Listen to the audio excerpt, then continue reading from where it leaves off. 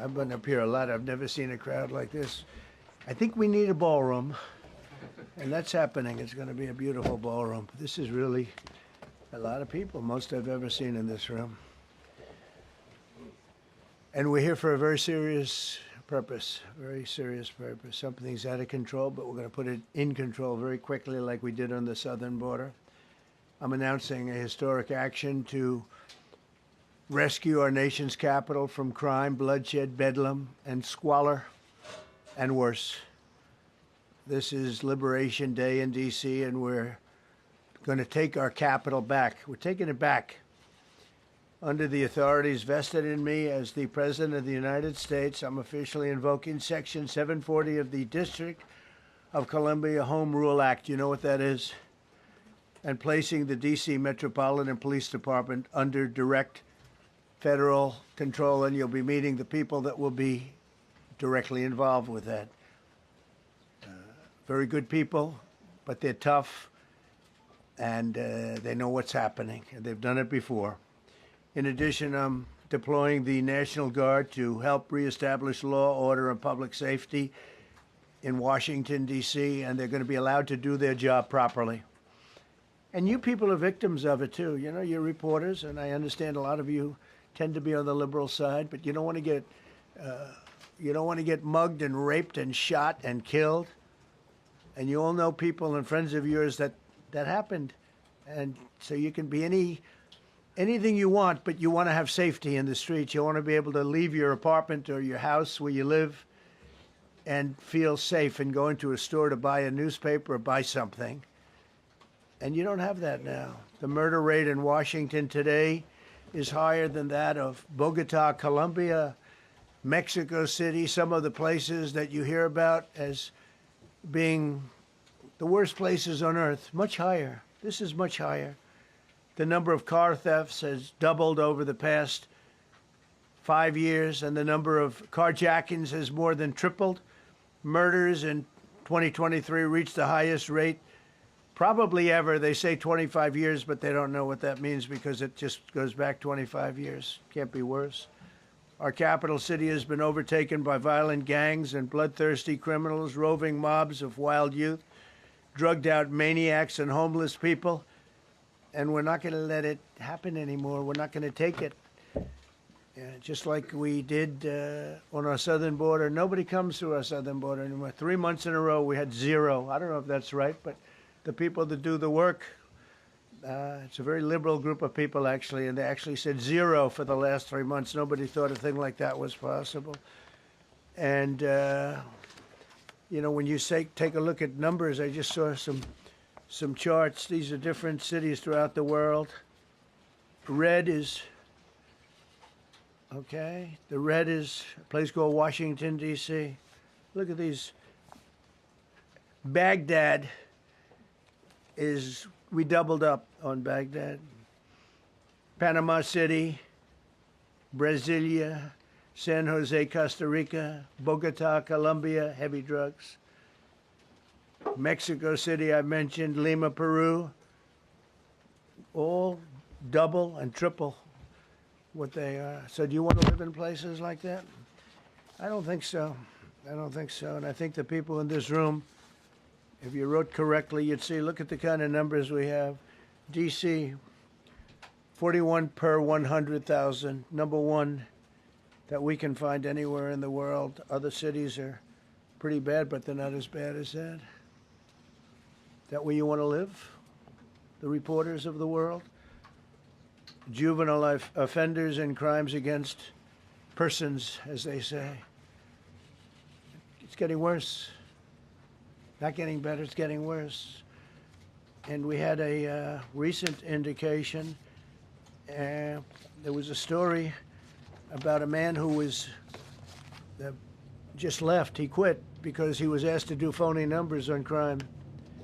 And we're going to look into that. I think Pam is going to be looking into that. But he was asked by the city, I guess, that we don't want to show the real numbers. Let me do numbers so it looks like it's going down. Not going down. And under Biden, it was a disaster. And nobody did anything about it. We're going to do things about it like you wouldn't believe.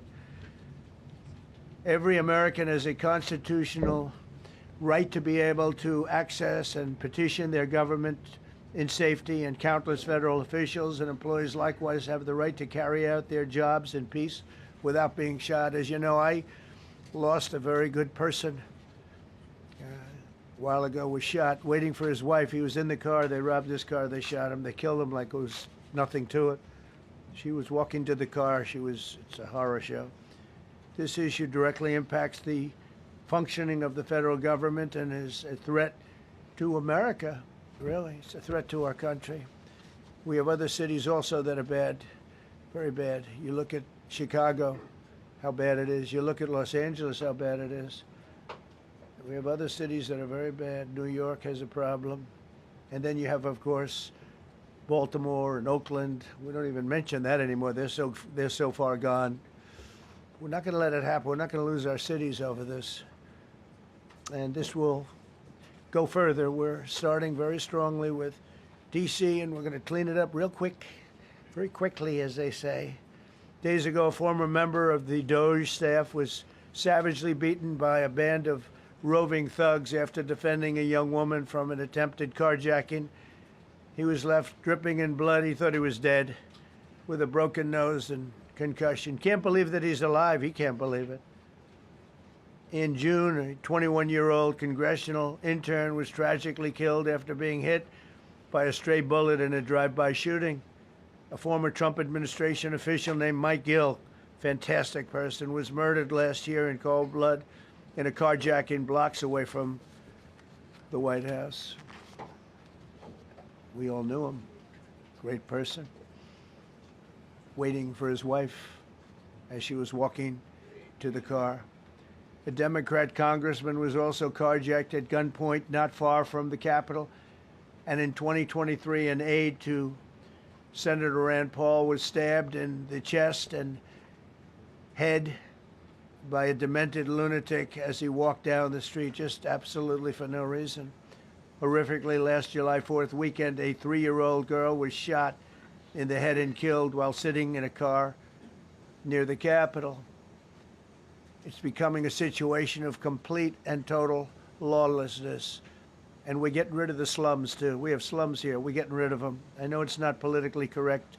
You'll say, oh, so terrible. No, we're getting rid of the slums where they live. Caravans of mass youth rampage through city streets at all times of the day. There are ATVs, motorbikes. They travel pretty well. Entire neighborhoods are now under emergency curfews. Just this past weekend, gunfire went through, and you saw that, the Navy Yard. I saw it this morning. They saw that they fought back against law. See, they fight back until you knock the hell out of them, because it's the only language they understand. But they fought back against law enforcement last night.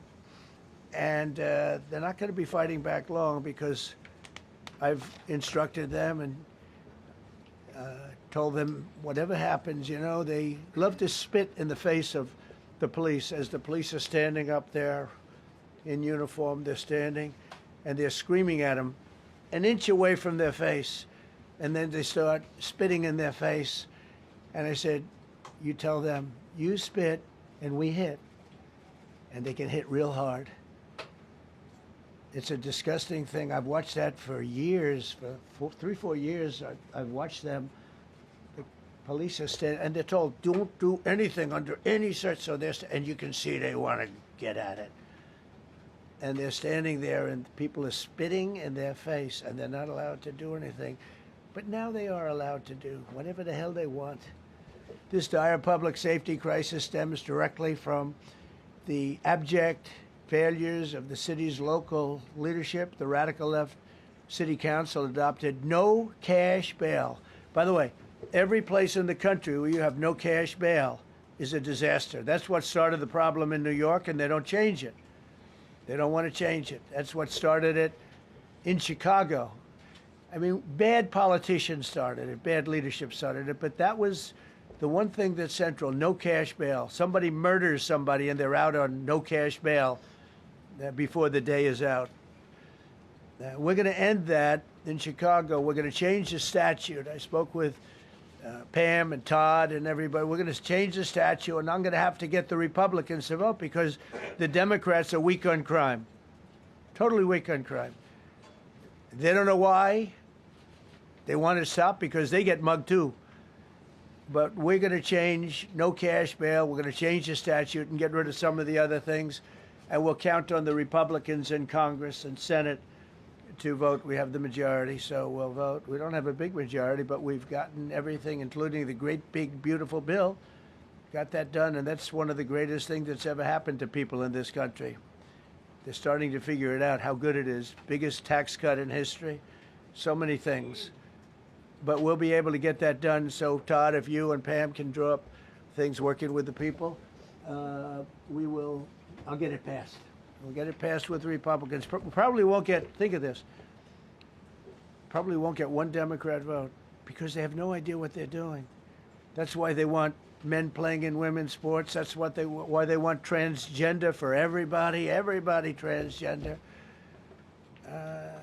And they just got walloped in an election, in a landslide, and they haven't changed one thing. I saw the other day the certain gentleman who was a very well-known politician, Democrat, was fighting like hell that men should be allowed to play in women's sport. They just don't get it. They said it's an 80-20 issue, and I think it's a 97-3 issue. And I don't know who the three are. I've never heard anybody nobody's ever come up to me, sir, you have to let men play in women's sports. You have to do it, sir. Nobody's ever approached me. I don't know where this issue even comes from. Never seen anything like it. But they turned our nation's capital into a sanctuary jurisdiction. That's the other thing. We have to get rid of sanctuary cities as quickly as possible. We're going to do it, too. We have to. Because it's sanctuary for criminals. Releasing illegal alien gang members onto the streets in 2022, nearly 70% of criminals arrested in Washington went unprosecuted. That's not going to happen with the group we have standing aside and standing behind me. And at the Metropolitan Police Department, it's now reached a small number relatively compared to what it was, but it's thousands of people. You know, we have thousands of police. I was told today, sir, they want more police. I heard a number, 3,500 police. That's a lot of police. 3,500. I thought they were going to say, we only have 30 policemen or women. He said, we have 3,500. We need more. You don't need more. That's so many. I never heard. That's like an army. How could you need more than 3,000? It just happened 2 minutes ago. Sir, they've requested more police. Oh, what do they have? About 3,500. I said, 3,500? This is not a big area. It's ridiculous. What you need is rules and regulations, and you need the right people to implement them. And we have the right people here, that I can tell you. Look at the border. Biden said there's nothing you can do. Kamala was the border czar. She never called one of the Border Patrol agents who are great. ICE is great. Never spoke to anybody. Never went there. But she was the border czar. And everybody said it was impossible to fix. I fixed it in 3 months. No, really. I fixed it the first week, but really fixed it over the last couple of months. And I mean, literally to a point where, as I said, 0 illegals entering our country in the last 90 days. Pretty amazing. It's time for dramatic action. We're going to do the same thing over here. It's going to be a very safe city very soon. We're not looking to just take years, because a lot of people die in years.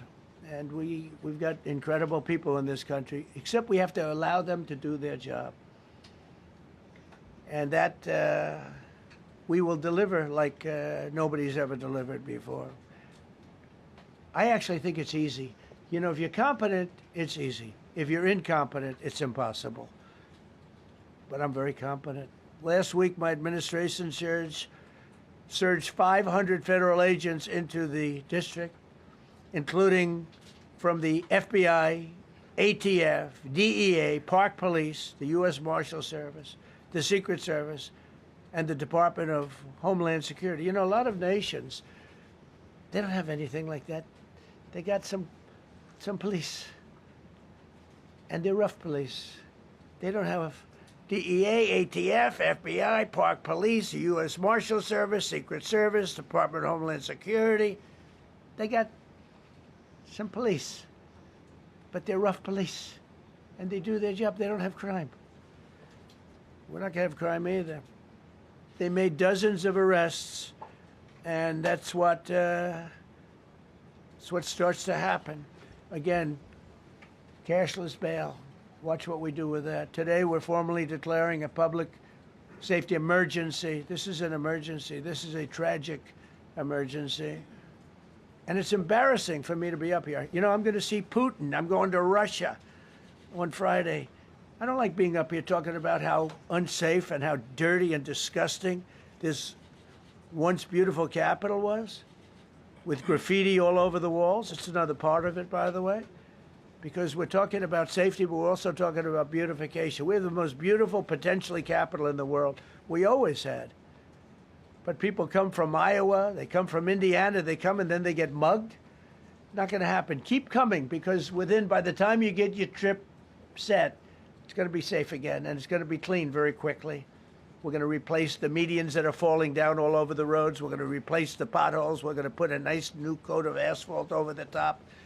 No, we don't have to rip the road out and spend 7 years building a new road because they cut everything. Because some designers said, well, we need a 1/4 of an inch more turn for safety reasons. No, we're going to do it right. We're going to get it done quickly. So today we're declaring public safety emergency in the District of Columbia, and Attorney General Pam Bondi, who's fantastic, is taking command of the Metropolitan Police Department as of this moment. And I'll be making the appropriate notifications to Congress and to the mayor, our new DEA administrator, who's one of the top in the country. He better be Terry. If you're not, I'm going to get rid of you so fast. Terry Cole. Terry, thanks. Very good. We just got him, most highly recommended person. And you'll be designated as the interim federal commissioner of the Metropolitan Police Department. Okay? And you run them tough. They're good. You have a lot of good people. You have people that shouldn't be there. You also have people that shouldn't be there. They got in there because of woke. But you have a lot of great police. And those people are the ones that want to help you. This city will no longer be a sanctuary for illegal alien criminals. We will have full, seamless, integrated cooperation at all levels of law enforcement, and we'll deploy officers across the district with an overwhelming presence. You'll have more police, and you'll be so happy because you'll be safe. When you walk down the street, you're going to see police, or you're going to see FBI agents. We're going to have a lot of agents on the streets. You're going to have a lot of essentially military, and we will bring in the military if it's needed. By the way, we're going to have National Guard, but Pete Hegseth will tell you about it. We will bring in the military if needed. People say, "Oh, that's so terrible. He's going to bring in." It's been used many times over the years. I don't think we'll need it. I think we've got so many great people, including the people that are in the police department with proper leadership. They'll immediately begin massive enforcement operations targeting known gangs, drug dealers, and criminal networks to get them the hell off the street, maybe get them out of the country, because a lot of them came into our country illegally. They shouldn't have been allowed in. They come from Venezuela. They come from all over the world. We're going to get them the hell out. They won't be here long. But some of these people, a lot of them, are homegrown criminals. And these are bad people. These are rough people. And this is just a list of some of the people that were given to me today that were criminals removed from the D.C. streets this weekend. They were rough and tough, but we're rougher and tougher. Look at these people here. Nothing, you know. They're not going to be your local school teacher. Look at this guy. He has killed people numerous times. They're not going to be an asset. They will never be an asset to society. I don't care. I know we all want to say, oh, they're going to be rehabbed. It's not going to be rehabbed. I'm going to ask Doug Burgum to come up and say a couple of words because he's in charge, as you know. He's Interior, but he's in charge of the U.S. Park Police. And I've heard so many great things about the Park Police. They're proud of it. They've been there for a long time. Their families oftentimes grow into the roles. They love the country. They love this area. So, Doug, could you say a few words, please? Thank you, Mr. President. On behalf of the U.S. Park Police, this is the oldest federal police force in the nation. They were formed in 1791 by none other than President George Washington. They've got the awesome responsibility of protecting our nation's most sacred monuments. The National Mall, Washington Monument, Jefferson Memorial, Lincoln Memorial, Statue of Liberty, and out west, the Presidio and the Golden Gate area. These folks have tens of millions of visitors a year, the kind of people that President Trump's talking about that come from around the country and around the world to see our sacred and learn about our history and our sacred monuments. They've been doing a fantastic job, but they are so pleased, the rank and file, that President Trump is now allowing them to enforce the law. As those of you that live in the city may know, that the circles and the triangle parks that are spread throughout D.C. are actually federal park property. So the U.S. Park Police also have responsibility for that. These became littered with homeless camps under the Biden administration. All of you saw that. Since President Trump's executive order on March 27th, making D.C. safe and beautiful again, the U.S. Park Police have removed over 70 homeless camps. And President Trump also talked about beautification. They're stopping and enforcing the laws against graffiti on our monuments. They've removed over 80 specific attacks against our history with graffiti on our monuments. So they continue to do a great job, whether it's in their vehicles, on foot, or on the mounted police that you see around the National Mall. And President Trump, they thank you. The rank and file is so happy to be enforcing the law again. Thank you for your leadership, and they're excited about the announcement you're making today. Thank you. Very good. Great job you're doing. Thank you very much. Pete, could you say something about the military, if you would? Well, Mr. President, it's an honor to be here. And at your direction this morning, we've mobilized the D.C. National Guard. It'll be operationalized by the Secretary of the Army, Dan Driscoll, through the D.C. Guard. You will see them flowing into the streets of Washington in the coming week. At your direction as well, sir, there are other units we are prepared to bring in. Other National Guard units, other specialized units. They will be strong, they will be tough, and they will stand with their law enforcement partners. This is nothing new for DOD.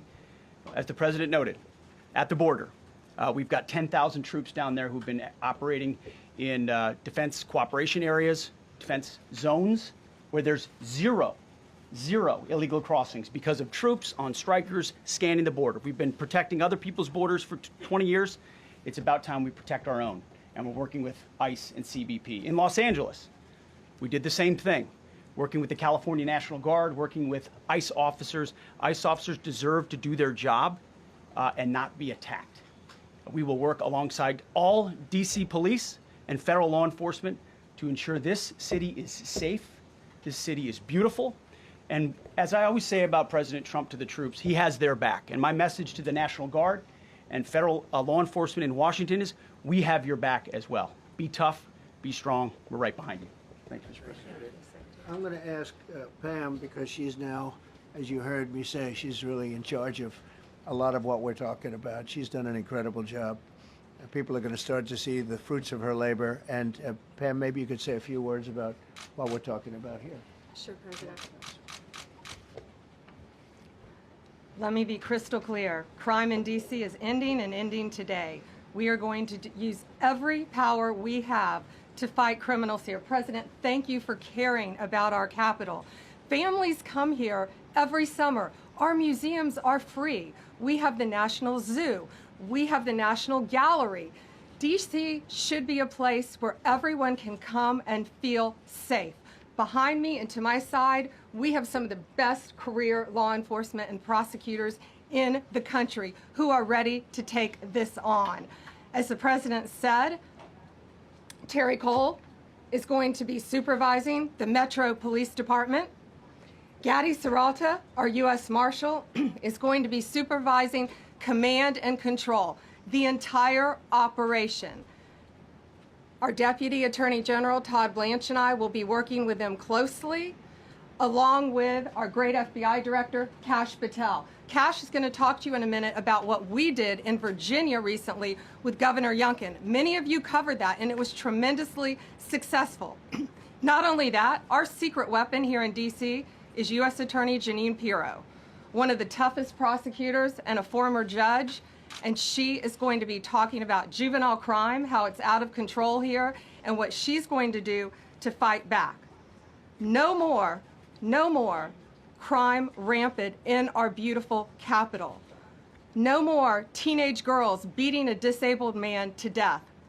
No more of that. No more drive-bys. We're going to do everything we can. And working with the ATF Director Driscoll and Commander of the Army, we're going to all work together. That's what we all do in this room. We work together. We fight. Do not underestimate one person in this room. We're going to make D.C. beautiful. We're going to make D.C. safe again.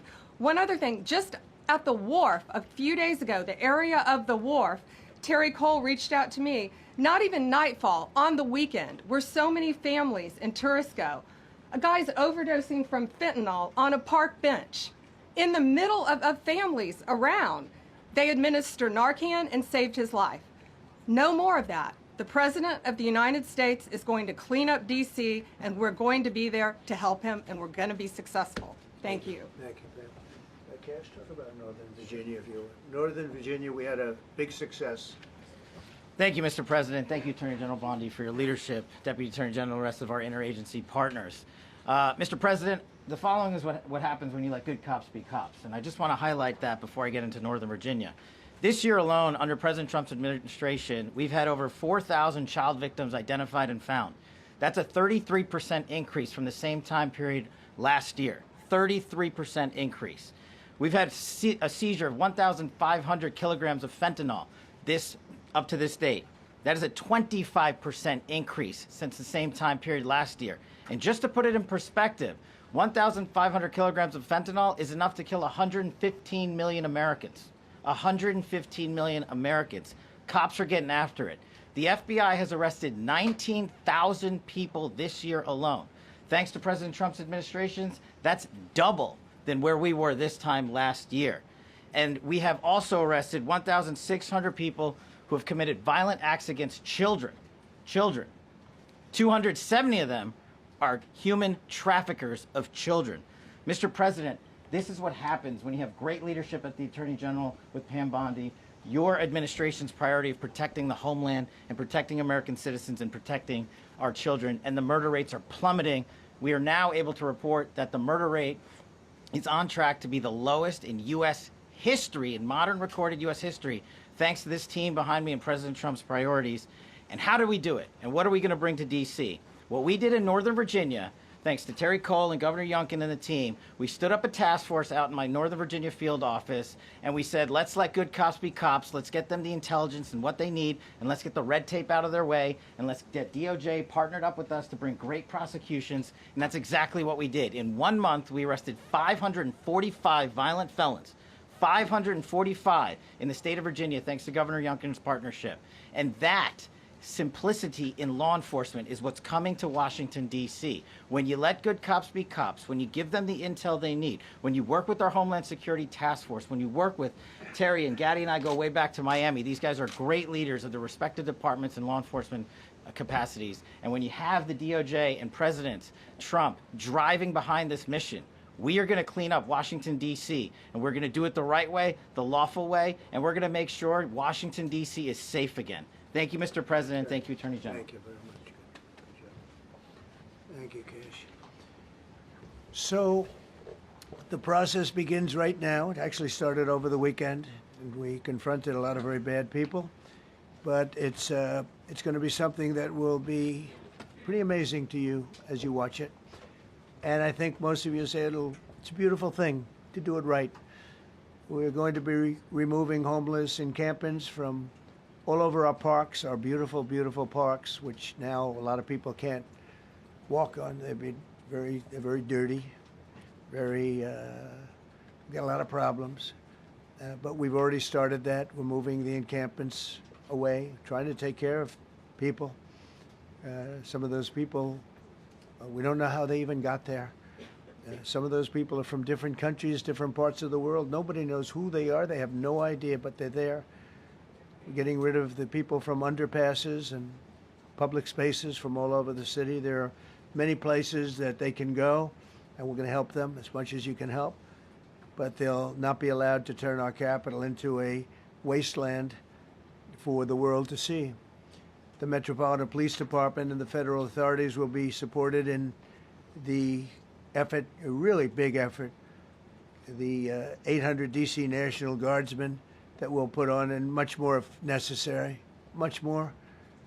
You remember I said, I offered 10,000 once. Remember I said to a certain person, person who I thought always was highly overrated, not very competent, but I said, if you need them, we'll give you 10,000 of the military or the National Guard. They turned me down. But if necessary, we're going to move service members directly to joining the Guardsmen, and that'll take place very rapidly, and that'll be done in conjunction with Pam and with Pete and everybody else. Washington, D.C. should be one of the safest, cleanest, and most beautiful cities anywhere in the world, and we're going to make it that. We're going to make it safe. We're going to make it smart. We're going to make it beautiful, so beautiful. Some of the buildings, we're going to add to it. You see what we've done at the White House. White House is a whole different building. I do that in my part-time because it's a natural instinct as a real estate person. I was very good at that, and I was very good at fixing things up. I like fixing things up. You see what's happening. The marble floors are being reinstalled, renovated, fixed. The whole place is becoming very beautiful. We're going to be adding a magnificent ballroom, most beautiful ballroom, I think, anywhere. We need it. I would have certainly loved to have had it today. I think we would have filled it up. A lot of you are standing outside, can't get in this room. I have never seen the room like this, which tells me that you want to talk about, I mean, this was a D.C. news conference. It tells me that you want to talk about crime in D.C. and beautification of D.C., but I'm going to put that's easy. And I think, frankly, fixing the crime with the pros, fixing the crime is easy, too. A person who I've known for a long time, and she's been incredible. She was a fantastic, one of the best ever district attorneys in New York. She was in Westchester, and she became a judge, very successful judge. And then she went into showbiz because she was such a good DA and such a good judge, tough judge, but fair, always fair. Nobody ever complained about that, but she was tough. And because of that and her reputation, she went into showbiz. So a lot of people don't, they think of Janine as showbiz. Actually, showbiz was not her thing. And she did great. She was on, along with a couple of other of my friends, on the #1 show. And she did great. But this is what she loves doing. This is really her baby. What she's going to do is going to be incredible.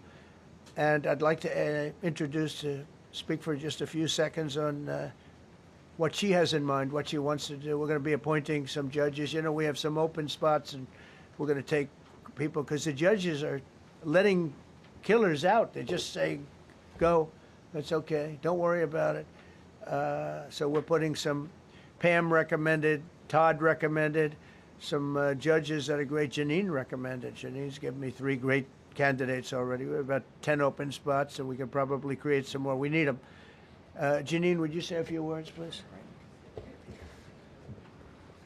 Thank you very much, Mr. President, and thank you, Madam Attorney General, and to all my partners here. We all want the same thing. We all want a safe city. We want a safe capital.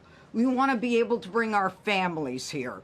We want to be able to come and enjoy the history that makes this place great. And unfortunately, we are not in that position right now. And Mr. President, I want to thank you for taking the step that we need right now to make criminals understand that they are not going to get away with it anymore. And I'm not going to stand here and go over and over the cases. But what I can tell you is this. I see too much violent crime being committed by young punks who think that they can get together in gangs and crews and beat the hell out of you or anyone else. They don't care where they are. They can be in DuPont Circle, but they know that we can't touch them. Why? Because the laws are weak. I can't touch you if you're 14, 15, 16, 17 years old and you have a gun. I convict someone of shooting another person with an illegal gun on a public bus in the chest, intent to kill. I convict him. And you know what the judge gives him? Probation. Says you should go to college. We need to go after the D.C. Council and their absurd laws. We need to get rid of this concept of, no cash bail. We need to recognize that the people who matter are the law-abiding citizens. And it starts today But it's not going to end today, because the president is going to do everything we need to do to make sure that these emboldened criminals understand we see you, we're watching you, and we're going to change the law to catch you. And my final note is this. These kids understand that the jurisdiction is through the state attorney general, Brian Schwab. I did a poster of the young man from Doge who was beaten bloody with a severe concussion, a broken nose. And then I did a poster of what happens to those kids, because I can't arrest them, I can't prosecute them. They go to family court and they get to do yoga and arts and crafts. Enough. It changes today. Thank you, Mr. President. Thank you, Jim. You're welcome. Great job. Thank you. If I could, I just signed some executive orders. I'd like to have Will please come up, and we'll let the people know what we signed. Do you want to put them down? Yes, sir. Go ahead. A short while ago in the Oval Office, President Trump signed 2 crucial executive actions to deal with the emergency crime conditions we currently face in the District of Columbia. The first of these was an executive order, as President Trump said before, invoking his powers under Section 40 of the Home Rule Act to take federal control of the D.C. Metropolitan Police Department. Along with that executive order, President Trump signed the statutorily required notification letters to Mayor Bowser and to the relevant House and Senate committee leaders. The second major executive action that President Trump signed was a presidential memorandum directing the Secretary of Defense to utilize the National Guard to address the conditions we see on our streets here in D.C. It also authorized the Secretary of Defense to work with state governors to utilize their National Guard units if necessary as well. These are bold, decisive steps intended to combat the out-of-control crime conditions we've seen on D.C.'s streets for far too long, and I, for one, am deeply proud to be part of an administration that's finally coming to terms with these issues, sir. Thank you very much. Sir. Thank you. So, just to conclude, Washington, D.C. should be one of the safest, cleanest, most beautiful places anywhere in the world. It was years ago. We had one problem that was a pretty big problem. The radical left got out of control and they started trying to rip down statues. And I said, let's go pass a law real fast. We're going to do it real fast, but we were blocked by the Democrats who do not want safety. Nobody gets it. I don't get it. They don't get it because they can't get votes. I don't know how they can win an election with this, but they don't want safety. And I found an old statute, very old, early 1900s, that said if you so much as touch or even think about destroying a statue or a monument in Washington, D.C., you go to jail for 10 years with no probation, no anything. In other words, slightly different than we have today. Today we have cashless bail. There you get jailed 10 years. No curtailed sentence, 10 years. And we took it out. Nobody used it. It was never used because, you know, it's harsh. And you remember they started to rip down the statue of Abraham Lincoln. I said, that's a tough one to rip down. He was pretty good, Pam. I think he was pretty good. When the ropes started going around Abraham Lincoln to pull him down, Andrew Jackson, others, and they were heading to the Jefferson Memorial, Thomas Jefferson. They're going to do a big number there. I said, it's time. And I signed that statute immediately. We had it updated. We made it use the same language, all passed by Congress. And I announced it's 10 years in jail, no probation, no anything, 10 years, no curtail sentence if you touch, so much as touch a statue in Washington, D.C. And it was an amazing sight, beautiful sight. Everybody just left. The ropes were hanging around Andrew Jackson, and there were 2 ropes around Abraham Lincoln. They left the rope, but everybody just left. And that was the last problem we ever had. You know, that was the last problem that we ever had with the statues. They were going wild, and somebody came to me and said, sir, in 1910, I don't want to give you an exact because you'll say, Donald Trump gave us wrong dates around like early on.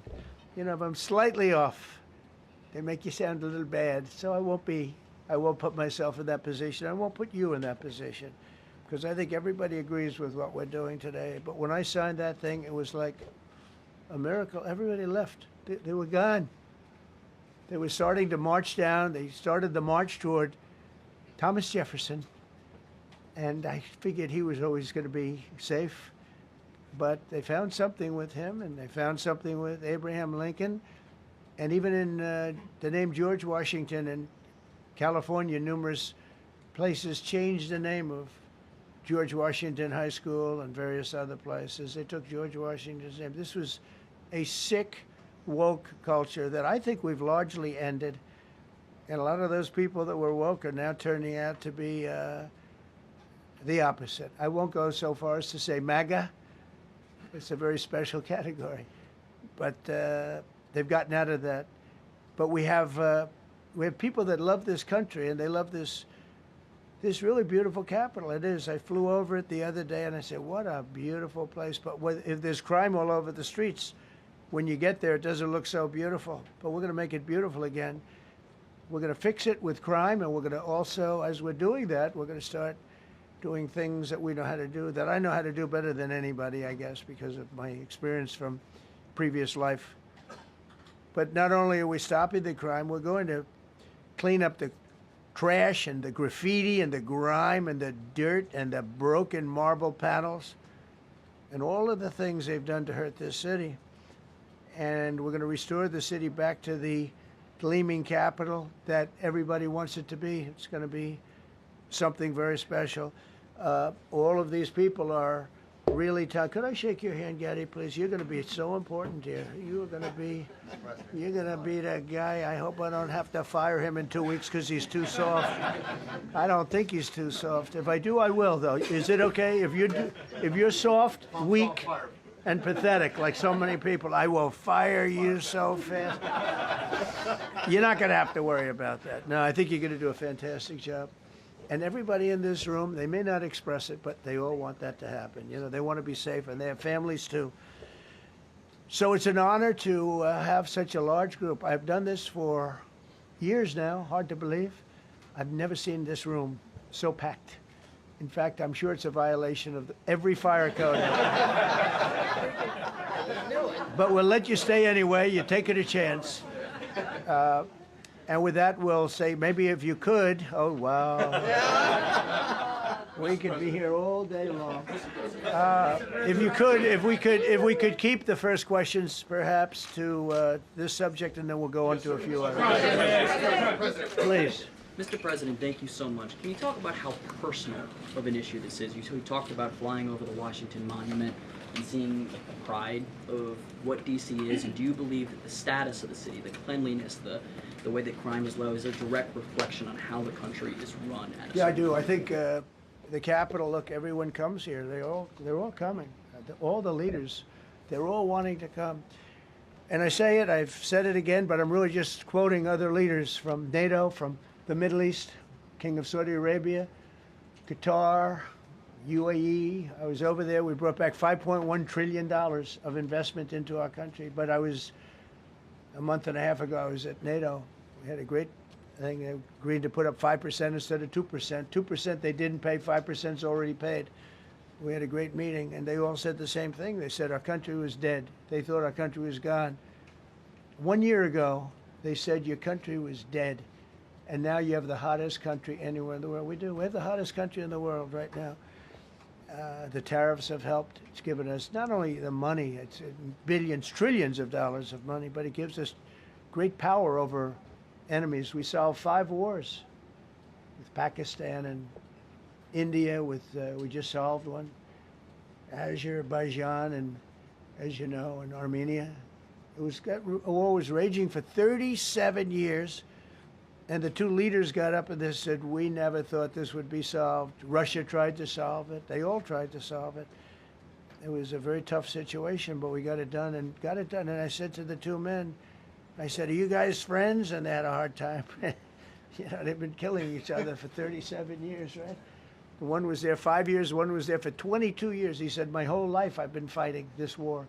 and you got it solved. But we did many of those. We did in the Congo and Rwanda. That's been going on for 30 years. 8 to 9 million people killed that they know of, but it was raging, and we got that solved. We got a lot of them done. It's a great honor. But you want to have, when they come, the leaders come to our country to sign documents that the war is over or whatever, or for other reasons. They come for trade. And you want them to come through so beautifully. You ride down those roads, everything should be perfect. You shouldn't have medians falling down into the roadway. Median, you know, the metal things that are always, somebody had a great lobbyist, because I've never seen them look good. I've been looking at those things with the little, right? They're always broken and bad, but here they're really bad.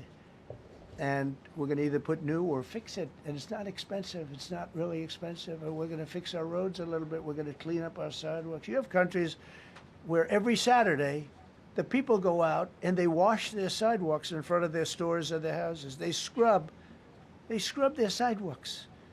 So we aren't quite at that level yet. I don't think, Gaddy, we're not quite there yet, but maybe we will. They go out and they scrub. I think it's so beautiful to hear that and to see those stories. But we're going to make it clean. But just to finish with your question, it's a very, very strong reflection of our country. And when they see a bad city, you know, my father always used to tell me, I had a wonderful father, very smart, and he used to say, son, when you walk into a restaurant and you see a dirty front door, don't go in, because if the front door is dirty, the kitchen's dirty also. Same thing with the Capitol. If our Capitol's dirty, our whole country is dirty, and they don't respect us. So it's a very good question, actually. Mr. President, sorry. Question for you on the specific issue. Do you expect more cities to follow DC's path if this goes through? So the idea is that Chicago, LA, San Francisco, would they expect similar action what we've seen in DC? And the other question, sir, there's reporting that the administration is going to reclassify marijuana. Would that send mixed messages that if marijuana is okay, some drugs are okay, but we're trying to clean up crime? How do they go hand in hand? We're only looking at that. That's early, but you know, somebody reported it, which is fine. We're looking at it. Some people like it. Some people hate it. Some people hate the whole concept of marijuana, because if it does bad for the children, it does bad for people that are older than children. But we're looking at reclassification, and we'll make a determination over the next, I would say, over the next few weeks. And that determination hopefully will be the right one. It's a very complicated subject, you know, the subject of marijuana. I've heard great things having to do with medical, and I've had bad things having to do with just about everything else. But medical and, you know, for pain and various things, I've heard some pretty good things, but for other things, I've heard some pretty bad things. The other part of your question, I mean, we're just going to see what happens with it all. You're going to have, we're going to have a tremendous success in what we're doing. Other cities are hopefully watching this. They're all watching, just like everyone's watching here. They're all watching, and maybe they'll clean up, and maybe they'll do this and get rid of the cashless bail thing and all of the things that caused the problem. I mean, if you go back, this whole thing with cashless bail is a disaster. So many problems came that we never had before. So they're watching us today, and if they don't learn their lesson, if they haven't studied us properly, because we're going to be very successful. I have zero doubt about that. It's going to be. It's a question of will it be really fast, like the border. You know, everyone said, they used to say, Biden used to say, I need legislation. I didn't get any legislation. I called up our people, and we did a great job. Tom Homan was great. As you know, our secretary did a great job. They did a great job. There's no games. They didn't play games. And we're going to have the same thing here. But then I'm going to look at New York in a little while. Let's do this. Let's do this together. Let's see. It's going to go pretty quickly. And if we need to, we're going to do the same thing in Chicago, which is a disaster. We have a mayor there who's totally incompetent. He's an incompetent man. And we have an incompetent governor there. Pritzker's an incompetent. His family threw him out of the business, and he ran for governor. And now I understand he wants to be president. but I noticed he lost a little weight, so maybe he has a chance. You know, you never know what happens. But Pritzker's a gross incompetent guy, thrown out of the family business. But when I look at Chicago and I look at L.A., if we didn't go to L.A. 3 months ago, L.A. would be burning like the part that didn't burn. If he would have allowed the water to come down, which I told him about in my first term, I said, you're going to have problems. Let it come down. We actually sent in our military to have the water come down into L.A. They still didn't want it to come down after the fires. But that was it. We have it coming down. But hopefully L.A.'s watching. That mayor also. The city's burning. They lost like 25,000 homes. I went there the day after the fire.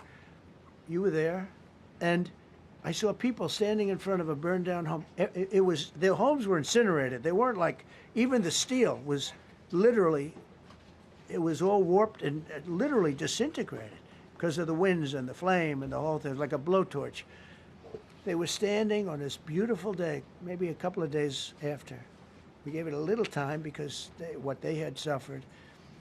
Almost 25,000 homes. And you see what's happening now. They didn't give their permits. I went to a town hall meeting. I said, we're going to get you the federal permits, which are much harder. Almost immediately. Lee Zeldin is a star. He did an incredible job. They have all their federal permits. They don't have their city permits. And the mayor said to me, we think we could have them in 2 years. I was walking down the street, and I met with firemen and police. And I was saying hello to many people that were standing in front of their homes with yellow tape. You can't go in. You can't go onto the lot. And those people wanted to start rebuilding their homes then and there. And the mayor said, we should be able to get them the permits within 2 years. I said, that's a shame. 2 years? Are you kidding? I'm going to get them the federal permit like almost immediately. 2 years. And she drew it back. Well, maybe 1 year. The place was booing her out of the place. They don't have their permits to build their homes. And now they're talking about putting, this is among the most beautiful areas was in the country. Now they're talking about putting low-income housing there. Can you believe this? I love low-income housing. I made money with low-income housing. I built low-income housing. I know more about low-income housing and luxury housing. I know about everything real estate. They want to replace some of those homes with low-income housing. They haven't gotten their permits yet. We've gotten all the federal permits, which are much tougher to get, and it was done almost immediately through Lee Zeldin and Federal Environmental. And I watched the other day, those people are angry. And now, you know, they had tremendous, they loved that area. They loved the whole big area, different places, but they loved it. It was all luxury stuff and beautiful stuff. And some wasn't that luxury, but the level of love for that neighborhood, their neighborhoods, was incredible. And you know what? I watch people on television, they want to go, they want to leave. They've lost their spirit, they've lost their heart, because the mayor's incompetent. And Gavin Newsom is incompetent. He's got a good line of bullshit, but that's about it. He's incompetent. And you have Los Angeles is, you know, it's amazing. You know, I called, the first thing I did, I got the Olympics to go there. I was the one that got it. And by a rare thing that happened, I'll be the president. I was very upset because I got the Olympics there, and I said, I won't be president when it comes. But bad things happened, and illegal things happened, really illegal things happened. Now it turns out one good thing was I'm going to be the president for the Olympics for 2050, for 250, which is going to be fantastic, and also for the World Cup. So we have a lot of good things, and I hope 250 is going to be the 250th anniversary is going to be the best. But when I looked at those people, and I saw last night on television that they still don't have their permits, it's a disgrace what's happened in Los Angeles. Yeah, thank you. The China tariff deadline is tonight. Do you plan to extend that? We'll see what happens. China's been, we've been dealing very nicely with China, as you probably have heard. They have tremendous tariffs that they're paying to the United States of America. And we'll see what happens. They've been dealing quite nicely. The relationship is very good with President Xi and myself. President, you mentioned your upcoming meeting with President Putin. Can you tell us what you hope to get out of that and whether you'll consider inviting President Zelensky to join? So you have to understand, this is a war that should have never happened. This is a war that wouldn't have happened if I were president. It would have never happened. It was the apple of his eye. I got along very well with President Putin. But if you look, under President Bush, they took a lot of territory. Under President Obama, they took a lot of territory. Under Biden, they essentially took the whole thing. You know, it's just a question of time. Under Trump, you know what they took? Nothing, nothing. I was the one that said, you can't build your pipeline. That was half built.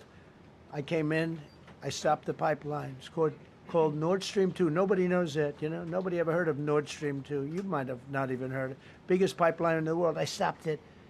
I was not a friend of Russia, but I got along well with Putin. It's always good to get along with other countries if possible, but that doesn't mean you roll over like Biden did. Biden came in and he immediately approved the pipeline. I couldn't believe it. Then they say Trump wasn't tough on Russia. I wasn't tough. I was the toughest. Putin said, if you're not tough, I would hate like hell to see you. I stopped the biggest economic development job, the biggest job that Russia had ever built. I stopped it. It was dead. And this low IQ president came in and he let them build a pipeline and supply oil and gas all over Europe, you know. So this is really a feel-out meeting a little bit. And President Putin invited me to get involved. He wants to get involved. I believe he wants to get it over with. Now, I've said that a few times, and I've been disappointed because I'd have like a great call with him, and then missiles would be lobbed into Kiev or some other place, and you'd have 60 people laying on a road dying. I said, that's cold, but it's a violent war. 5,000 to 7,000 people a week are dying. And you know, there's nobody from here. They're all Russian and Ukrainian people, and some people from the cities, much smaller number, but still, those missiles do damage and they kill a lot of people, but mostly soldiers. And they're young soldiers, although in the case of Ukraine, they're getting much older. They're drafting 60-year-olds now. It's a terrible thing to witness, and I think I have an obligation. Look, this is Joe Biden's war. This is not my war. I made a deal with NATO a month ago. You covered it very accurately, actually. We don't pay anything anymore. You know, we're not paying anything. They are buying things from us, and NATO is paying us. I got it raised from 2% of GDP to 5%. And they're paying us for everything that we send. We're not paying. But Biden approved $350 billion. Europe has spent $100 billion. The money that's been spent and the death is incredible. It's the worst thing that's happened, by far the worst that's happened since World War II. So I'm going in to speak to Vladimir Putin. And I'm going to be telling him, you got to end this war. You got to end it. And he wasn't going to mess with me. This war would have never happened. You know, we had a discussion about it one time, and we never had that discussion again. Would have never happened. And when the election was rigged, and then Biden took office, which was barely took office, the auto pen took office, bad things started happening. Bad things, stupid things were said. And it ended up in a war. And you know, and I don't believe this will happen anymore because I have that pretty well covered. This could end up in a third world war. This could have been a third world war. I don't think that's going to happen now. But I thought it was very respectful that the president of Russia is coming to our country as opposed to us going to his country or even a third-party place. But I think we'll have constructive conversations. Then after that meeting, immediately, maybe as I'm flying out, maybe as I'm leaving the room, I'll be calling the European leaders who I get along with very well. And, you know, I have a great relationship, I think, with all of them. And I get along with Zelensky, but, you know, I disagree with what he's done. Very, very severely disagree. This is a war that should have never happened, wouldn't have happened. But I'll be speaking to Zelensky. The next meeting will be with Zelensky and Putin, or Zelensky and Putin and me. I'll be there if they need. But I want to have a meeting set up between the two leaders. I was a little bothered by the fact that Zelensky was saying, well, I have to get constitutional approval. I mean, he's got approval to go into war and kill everybody, but he needs approval to do a land swap because there'll be some land swapping going on. I know that through Russia and through conversations with everybody to the good, for the good of Ukraine. Good stuff, not bad stuff. Also, some bad stuff for both. So there's good and there's bad. But it's very complex because you have lines that are very uneven. And there'll be some swapping. There'll be some changes in land, and the word that they will use is, they make changes. We're going to change the lines, the battle lines. Russia's occupied a big portion of Ukraine. They've occupied some very prime territory. We're going to try and get some of that territory back for Ukraine. But they've taken some very prime territory. They've taken largely ocean, in real estate we call it oceanfront property. That's always the most valuable property. If you're in a lake, a river, or an ocean, it's always the best property. Well, Ukraine, a lot of people don't know that Ukraine was largely 1,000 miles of ocean. That's gone. Other than one small area, Odessa. It's a small area. There's just a little bit of water left. So I'm going to go and see the parameters. Now, I may leave and say, good luck, and that'll be the end. I may say this is not going to be settled. I mean, there are those that believe that Putin wanted all of Ukraine. I happen to be one of them, by the way. I think if it weren't for me, he would not be even talking to anybody else right now. But I'm going to meet with him. We're going to see what the parameters are. I'm then going to call up President Zelensky and the European leaders right after the meeting, yeah. And I'm going to tell them what kind of a deal. I'm not going to make a deal. It's not up to me to make a deal. I think a deal should be made for both. I think Russia has to get back into building their country. It's a massive country. I think they have 11 time zones, if you can believe it. It's a massive, it's by far, from the standpoint of land, it's by far the largest. They have tremendous potential in Russia to do well. They're not doing well. Their economy is not doing well right now because it's been very well disturbed by this. It doesn't help when the President of the United States tells their largest or second largest oil buyer that we're putting a 50% tariff on you if you buy oil from Russia. That was a big blow. And then they say, gee, he wasn't so tough. Nobody else would have done that. And I haven't stopped there. I mean, look, I was all set to do things far bigger than that, but I got a call that they'd like to meet, and I'm going to see what they want to meet about. I'd like to see a ceasefire. I'd like to see the best deal that could be made for both parties. It takes two to tango, right? So ultimately, I'll have a meeting next week. I had a great relationship with him, considering the fact that I was not nice to him because of the pipeline. I ended the pipeline. I also gave the javelins. Do you ever hear of a javelin? Javelin is called a tank buster. They say that Obama gave them sheets and I gave them javelins.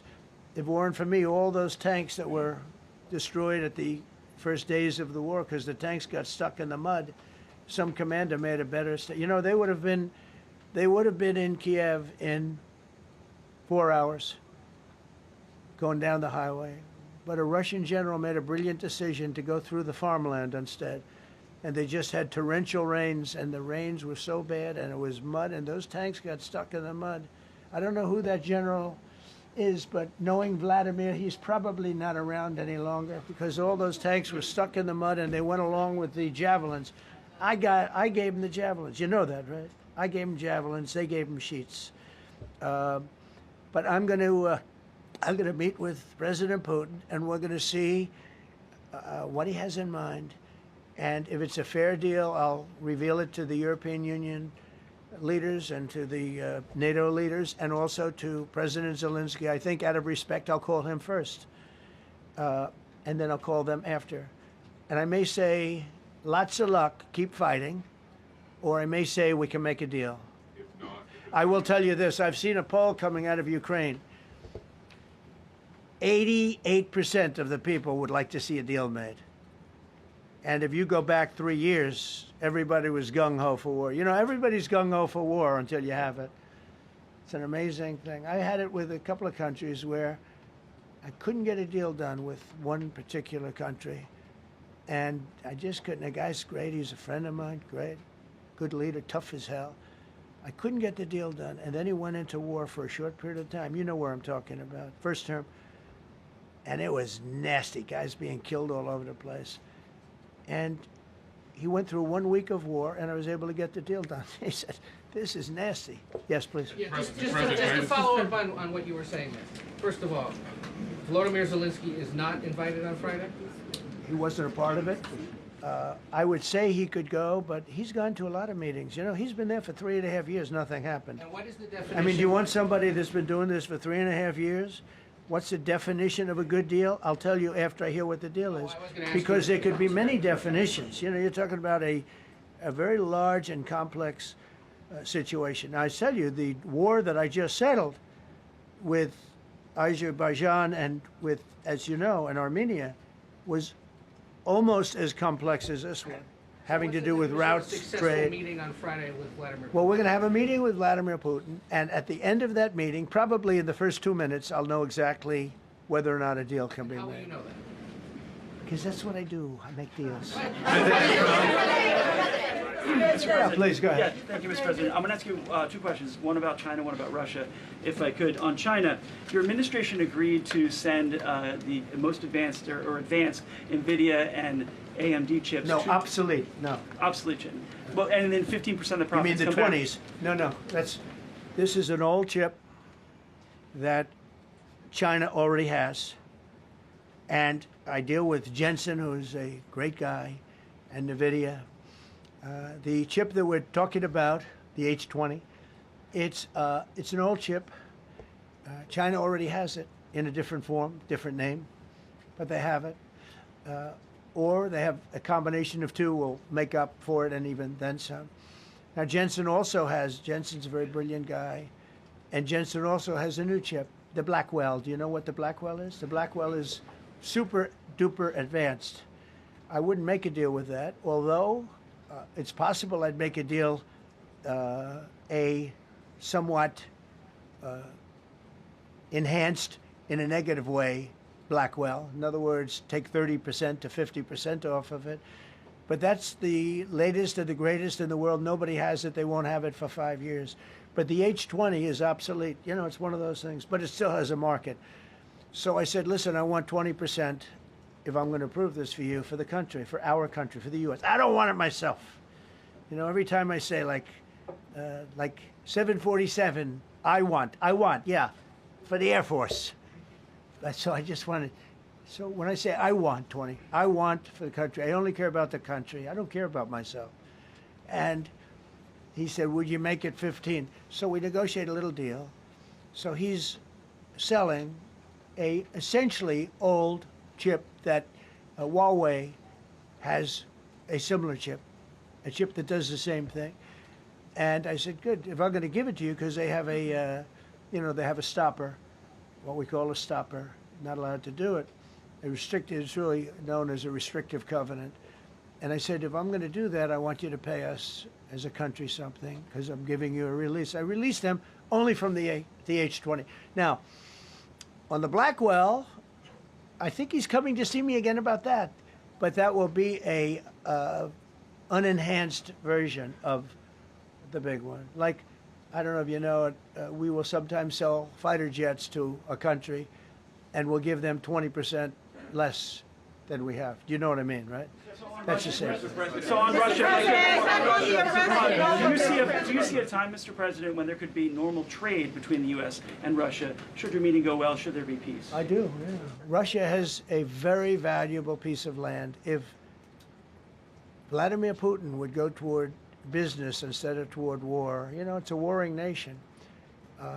That's what they do. They fight a lot of wars. A friend of mine said Russia's tough because they just keep on fighting. They beat Hitler, so did we. And they beat Napoleon. You know, they've been doing this for a long time. I asked a question to a very, very smart man that some people like and some people don't like. Viktor Orban, right? From Hungary, the head of Hungary.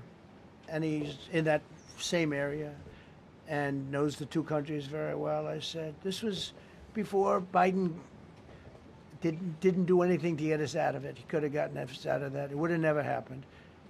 I said, so can Russia be beaten by Ukraine? He looked at me like, what a stupid question. He said, Russia's a massive country, and they win their country, and they win their life through wars. They fight wars. That's what they do. He said, China beats you with trade.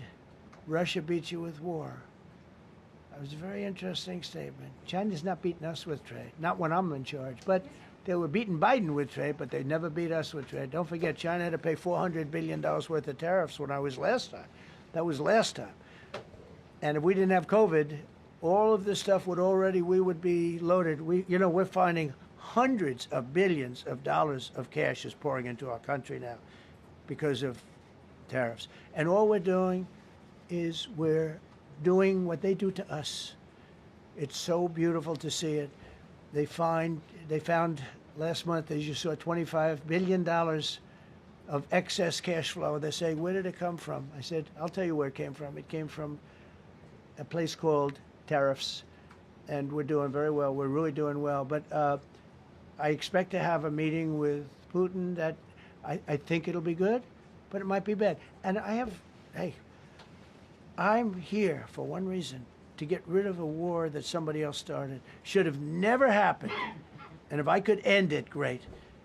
Complex war, a lot of bad blood, But Zelensky's been there for 3.5 years. So if you put him in a room, now I will say this, ultimately I'm going to put the two of them in a room. I'll be there or I won't be there. And I think it'll get solved. Yeah, please be happy. Thank you, Mr. President.